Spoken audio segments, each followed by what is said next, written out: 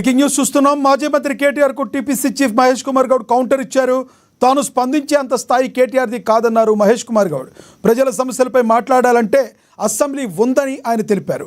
అసెంబ్లీలో ప్రతిపక్షాలకే ఎక్కువ సమయం ఇస్తున్నామని, కేటీఆర్ నిరాధారమైన ఆరోపణలు చేయడం సరికాదంటూ మండిపడ్డారు.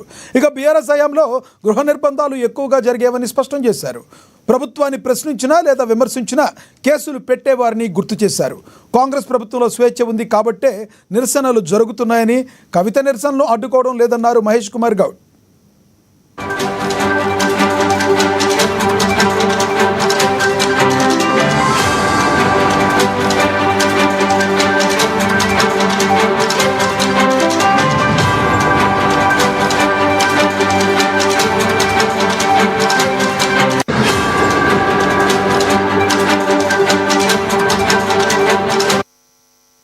మాజీ మంత్రి కేటీఆర్ కు TPC chief Mahesh Kumar Goud counter ఇచ్చారు. తాను స్పందించే అంత స్థాయి కేటీఆర్ది కాదన్నారు మహేష్ కుమార్ గౌడ్. ప్రజల సమస్యలపై మాట్లాడాలంటే అసెంబ్లీ ఉందని విమర్శించారు. అసెంబ్లీలో ప్రతిపక్షాలకే ఎక్కువ సమయం ఇస్తున్నామని, కేటీఆర్ నిరాధారమైన ఆరోపణలు చేయడం సరికాదంటూ మండిపడ్డారు. ఇక బీఆర్ఎస్ హయాంలో గృహ నిర్బంధాలు ఎక్కువగా జరిగేవని ఆయన గుర్తు చేశారు. ప్రభుత్వాన్ని ప్రశ్నించినా లేదా విమర్శించినా కేసులు పెట్టేవారిని మండిపడ్డారు. కాంగ్రెస్ ప్రభుత్వంలో స్వేచ్ఛ ఉంది కాబట్టే నిరసనలు జరుగుతున్నాయని, కవిత నిరసనలు అడ్డుకోవడం లేదన్నారు మహేష్ కుమార్ గౌడ్. ఇక ఇదే విషయానికి సంబంధించి మరింత సమాచారాన్ని మా ప్రతినిధి హరీష్ అందిస్తారు. హరీష్, చెప్పండి, మీ దగ్గర ఉన్న తాజా సమాచారం ఏంటి? Right Lakshminath, PCC chief Mahesh Kumar Goud మాజీ మంత్రి బీఆర్ఎస్ వర్కింగ్ ప్రెసిడెంట్ కేటీఆర్ కి కౌంటర్ ఇచ్చారు. ప్రధానంగా సవాల్ అంశానికి సంబంధించుకోవచ్చు. రైతు సంక్షేమం పైన ఇక్కడ కాంగ్రెస్ వర్సెస్ బీఆర్ఎస్ నడుస్తా ఉన్నది. ఒకవైపు సీఎం రేవంత్ రెడ్డికి సంబంధించి కూడా సవాల్ విసారు. కేటీఆర్ కి సంబంధించి కూడా ఈ రోజు చర్చకు రావాలని కూడా ఆయన సోమాజిగూడ ప్రెస్ క్లబ్ కి సంబంధించి కూడా రావడం జరిగింది. ఇక ప్రధానంగా రైతులకి సంబంధించి కూడా కాంగ్రెస్ ప్రభుత్వం సంక్షేమ కార్యక్రమాలు నిర్వహిస్తా ఉన్నది. గత 10 ఏళ్లకు సంబంధించి కూడా రైతులను ఏదైతే రైతులను ఇబ్బంది గురి చేసే విధంగా కావచ్చు గత ప్రభుత్వం వ్యవహరించిందని కూడా పిసిసి చీఫ్ మహేష్ కుమార్ గౌడ్ చెప్పారు. ఇక కేటీఆర్ కి సంబంధించి కూడా తాను ఏదైతే కేటీఆర్ మాజీ మంత్రి కేటీఆర్ కి సవాల్కి స్పందించేంత స్థాయి నేను స్పందించేంత స్థాయి కేటీఆర్ కి లేదు. ప్రజా సమస్యలపై మాట్లాడాలంటే అసెంబ్లీ ఉంది. 10 ఏళ్లలో సంబంధించి కూడా మాజీ సీఎం కేసీఆర్ అసెంబ్లీలకు సంబంధించి కూడా రైతు అంశం కావచ్చు, ఇతర అంశాలపైన కూడా చర్చకు రావాలని కూడా పదే సూచించినప్పటికీ కూడా ఆయన అసెంబ్లీకి రాలేకపోయారు. ఇప్పుడు ప్రజా సమస్యలు ఉంటే అసెంబ్లీలో చర్చ చేయాలి, కానీ అసెంబ్లీకి డుమ్మా కొట్టి ఏదైతే ఇట్లాంటి నిరాధారమైన ఆరోపణలను రాష్ట్ర ప్రభుత్వం పైన చేయకూడదని కూడా ఆయన ఏదైతే కేటీఆర్ ని హెచ్చరించిన నేపథ్యం అయితే కనిపిస్తా ఉంది. మొత్తంగా ఈ డిసిసి అధ్యక్షులకు సంబంధించి కూడా స్పీడప్ చేసింది కాంగ్రెస్ పార్టీ. ఇప్పటికే పలు ఇన్ఛార్జీలను కూడా నియమించింది. 10 ఉమ్మడి జిల్లాలకు సంబంధించి కూడా డిసిసి కమిటీల కోసం సీనియర్ నేతలను ఇన్ఛార్జీలుగా నియమించారు.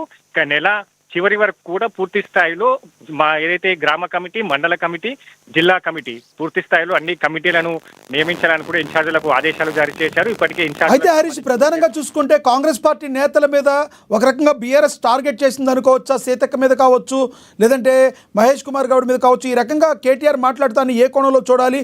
లోకల్ బాడీ ఎలక్షన్లకి నగరం మోగిన వేళ ఈ రకమైన కామెంట్స్ చేస్తున్నారు అనుకోవచ్చా? రైట్, ప్రధానంగా బీఆర్ఎస్ సంబంధించి కూడా రాష్ట్రంలో కాంగ్రెస్ ప్రభుత్వం పైన కూడా అనేక సంక్షేమ పథకాలు తీసుకొస్తా ఉంది. పథకాల పైన కూడా ఎప్పుడు ఆరోపణలు చేస్తా ఉన్నది, తప్పుడు ప్రచారాలు నిర్వహిస్తా ఉన్నట్టుగా కూడా గత ఏదైతే మంత్రులు కావచ్చు, ఎమ్మెల్యేలు చెప్తున్న నేపథ్యం అయితే కనిపిస్తా ఉన్నది. మొత్తంగా మంత్రులను టార్గెట్ గా చేసుకుని కేటీఆర్ కావచ్చు, ఇక బీఆర్ఎస్ మాజీ మంత్రులు సంబంధించి కూడా ఇప్పుడు ఏదైతే విమర్శలు కావచ్చు, తప్పుడు ప్రచారాలు చేస్తున్న నేపథ్యం అయితే కనిపిస్తుంది. ప్రధానంగా దీనికి సంబంధించి కూడా ఒకవైపు ఈ కార్ రేస్ అంశం కావచ్చు, మరోవైపు ఫోన్ ట్యాపింగ్ అంశం కావచ్చు, ఇక ఇతర సంబంధించి కూడా కాళేశ్వరం అంశం కావచ్చు. ఈ అంశాలన్నిటిని ఎప్పుడైతే ప్రజల్లో చర్చకు వస్తాయో, ఇక అంశాలపైన కూడా విచారణ జరుగుతూ ఉంటాయో, ఇక దీనికి సంబంధించి కూడా మరోవైపు మంత్రుల పైన టార్గెట్ గా కూడా విమర్శలు చేస్తూ ఉంటారు. ఇక వీటన్నిటికీ సంబంధించి కూడా వీటన్నిటిని తప్పుదారి పట్టించేందుకు ప్రజల నుంచి దీన్ని ఏదైతే ప్రజలను మభ్యపెట్టేందుకు, ప్రజలను సంబంధించి డైవర్షన్ చేసేందుకు కాంగ్రెస్ సంబంధించిన బీఆర్ఎస్ నేతలు, మాజీ మంత్రులు ఇట్లాంటి ఆరోపణలు చేస్తూ ఉంటారని కూడా కాంగ్రెస్ మంత్రులు చెప్తున్న నేపథ్యం అయితే కనిపిస్తా ఉన్నది. కాబట్టి మొత్తంగా ఈ సంబంధించి అంశానికి సంబంధించి నేను స్పందించేంత స్థాయి కేటీఆర్ కి లేదు అన్నట్టుగా కూడా పిసిసి చీఫ్ మహేష్ కుమార్ గౌడ్ చెప్పిన నేపథ్యం అయితే కనిపిస్తా ఉన్నది. కాబట్టి కావాలంటే కేటీఆర్ ఈ అంశం పైన రైతు సంక్షేమం అంశం కావచ్చు, ప్రజల సమస్య పైన కూడా తనను సంబంధించి కూడా వివరాలు కావాలంటే, సమస్య పైన కూడా కొట్లాడాలంటే అసెంబ్లీ ఉంది, అసెంబ్లీలో వచ్చిన తర్వాత చర్చ చేయాలి. కానీ ఇట్లాంటి సవాళ్లకు సంబంధించి కూడా నేను స్పందించమని కూడా చెప్పడం జరిగింది.